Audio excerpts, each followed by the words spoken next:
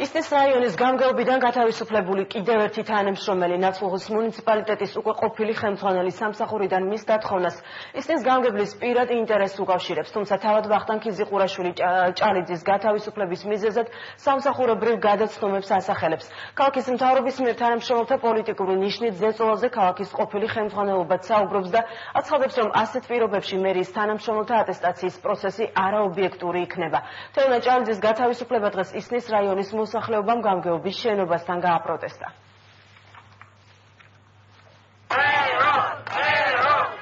ისნის რაიონის მოსახლეობამ გამგეობის შენობასთან დღეს ნავთლუღის მუნიციპალიტეტის ხელმძღვანელის პოსტიდან თეონა ჭალიძის გათავისუფლება გააპროტესტა. ჭალიძის მხარდამჭერები ისნის გამგეობელთან შეხვედრას ითხოვდნენ, რის გამოც თვითნებურად გამგეობაში შევიდნენ, თუმცა მოგვიანებით შენობა საკუთარი სურვილით დატოვეს. მე რამდენი წელია აქ ცხოვრობ, უნარშეზღუდული ბავშვი მყავს. თეონას დანიშნავთ, მე არ მიგრძნია, არავით არის სიტყვა, არავით არის ყურადღება. მისცენება იმ ატესტაციაზე, გასო ნახონ, შეუძლია ამ გოგოს იქნებ ვერ ჩააბაროს, რატო ასე უაზროთ, რატო უნდა მოეხსნა. პირველად ნახე ადამიანი, რომელმაც მართლა იმუშავა ისე, როგორც ყველანი უნდა მუშაობდნენ. და ძალიან წყდება გული ამან რომ დავტოვოს თანამდებობა. და სხვები უნდა მოვიდნენ ისეთები, რომლებიც მარტო იფიქრებენ ჯიბე როგორ გაისქელონ. ნავთლუღის მუნიციპალიტეტის უკვე ყოფილი ხელმძღვანელის სამსახურიდან პოლიტიკური ნიშნით გათავისუფლებაზე საუბრობს. თეონა ჭალიძის განცხადებით მისი დათხოვნით უშუალოდ ისნის რაიონის გამგებელი იყო დაინტერესებული, რომელმაც მის ნაცვლად ნავთლუღის მუნიციპალიტეტის ხელმძღვანელად ქართული ოცნების მხარდამჭერი უკვე დანიშნა.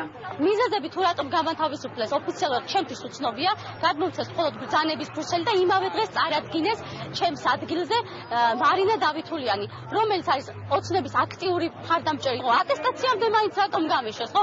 მე ჩემთვის ხო უნდა მოეცათ უფლება, რომ ეს ჩემი შესაძლებლობები დამემტკიცებინათ. ამ განცხადებებს არ ეთანხმება ისნის რაიონის გამგებელი ვახტანგ ქიზიყურაშვილის თქმით, თეონა ჭალიძე სამსახურეობრივი გადაცდომების გამო გაათავისუფლეს.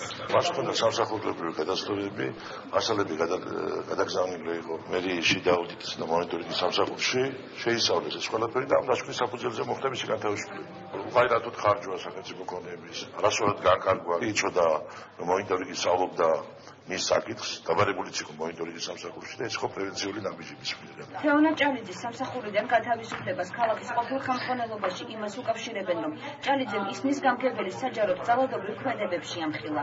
ირაკლი აბესაძის თქმით, იმ პირობებში, როდესაც ქალაქის მთავრობა თანამშრომლებს პოლიტიკური ნიშნით დევნის, მერიის თანამშრომელთა ატესტაციის პროცესიც არაობიექტური იქნება.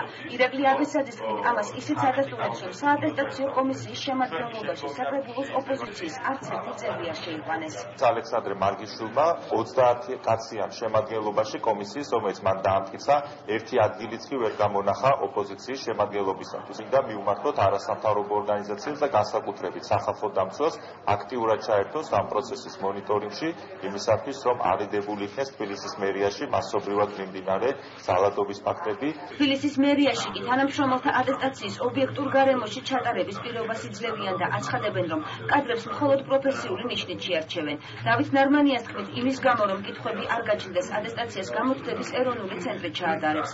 მერიაში დღეს ის მიზეზებიც განმარტეს, რის გამოც საკრებულოს ოპოზიცია კომისიის შემადგენლობაში არ მოხვდა. გავაგზავნეთ ჩვენ საკრებულოში თხოვნა, რომ წარმოედგინათ კანდიდატები, თუმცა საკრებულო მიიღო გადაწყვეტილება, მე ვფიქრობ, რომ სწორი გადაწყვეტილება მიიღო. ჩვენ გადავხედეთ სტატისტიკად ანალოგიურ სიტუაციებში, როგორ იქცეოდნენ დღეს ვითომ ოპოზიციონერები 9 წლის განმავლობაში, რომ არ იყვნენ ოპოზიციონერები და სისხლისმელები იყვნენ და ჩავთვალეთ, რომ ყოფილიყო ჩვენი გადასაწყვეტი, მათ არ ჩავსვავდეთ. მერიიდან გარეთ გავიტანეთ შესაბამისად ტესტირების ჩატარების პროცესი და ამას ერთ-ერთი კვალიფიციური ორგანიზაცია გამოცდების ეროვნული ცენტრი ატარებს იმისათვის, რომ რაიმე სახის კითხვის ნიშნები არ დაისვას. ტესტები ჩვენთან არ მზადდება, ისევე როგორც რაიმე სახის პროცესში ტესტირების ჩატარებასთან დაკავშირებით ჩვენ ჩართულები არ ვართ. მერიის აღმასრულებელ ორგანოთა სისტემაში ატესტაცია 1 ნოემბერს ჩატარდება, ხოლო მეორე ეტაპი გასაუბრება 7-დან 14 ნოემბრამდე გაიმართება.